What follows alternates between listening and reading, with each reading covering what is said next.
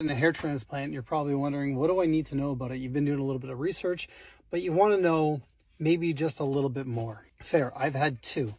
This image right here will show you what I looked like on my first one. Came out great. I just had my second one last month, and that picture was a couple days before I got it done.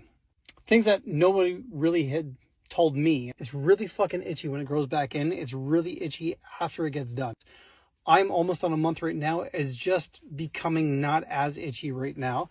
And I'm going through shot glass, which you will hear about, but the hair falls out of your head before it grows back in. So this is what it looks like when it's coming back in. Again, I've already had one done.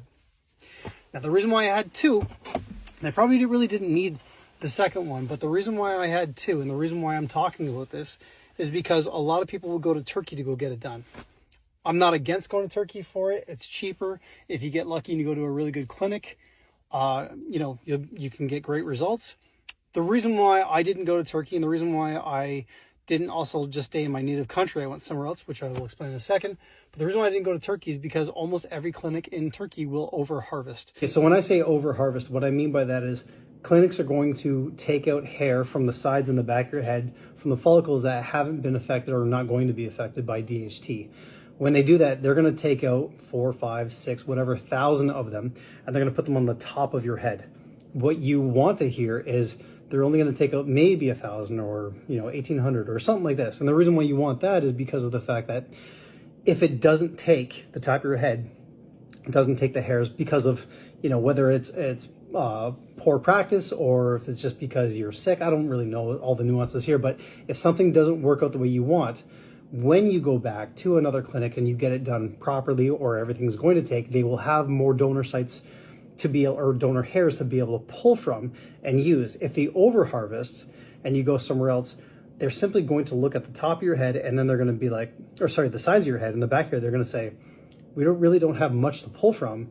And because of that, if we put on top, you'll have sparse hair on top and sparse hair on the sides and the back. And then everything is going to look terrible and you may as well just shave your head in the first place.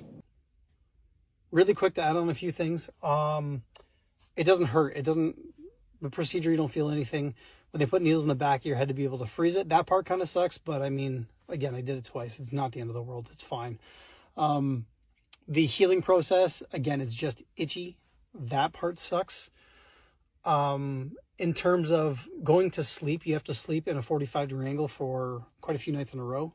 I think some people recommend only 2 nights. I did it for about a week just to make sure that, it was all good. Obviously, you can't scratch your head, can't really touch your head for the first 2 weeks or maybe even longer. You have to use baby shampoo. That's another thing that nobody will really tell you. And sleep does kind of suck, even though you're sitting upright. It does kind of suck. You can't work out. You can't, break a sweat. If you work with your hands like I do, you might have to take another week off work. If you work for yourself and you're fortunate like I am, then you can kind of just move your schedule around. But if not, whatever you plan for, another week off work just so you can heal and you're not bending over and causing any type of extra tension to the top of your head. To wrap this up real quick, just a few more pieces that someone might be interested in hearing if you're this far through. I went to TJ Hair Clinic in Mexico to get it done because it's way too expensive here to get it done in Canada. $25,000, no thanks. Over there, a few $1,000s. I'm 42 years old. I decided to go there because they don't do the over harvesting. I think I already articulated that, but that was big. There's a doctor by the name of Dr. Gary Linkov on YouTube, and he talks about over harvesting extensively. And he is a plastics out of New York, and he does specialize in hair transplants. So well worth your time to look into what he's got to say about this kind of stuff. I think that's pretty much what I need to tell anyone that doesn't really know much about hair transplants that was interested. If you have any questions, feel free to fire away.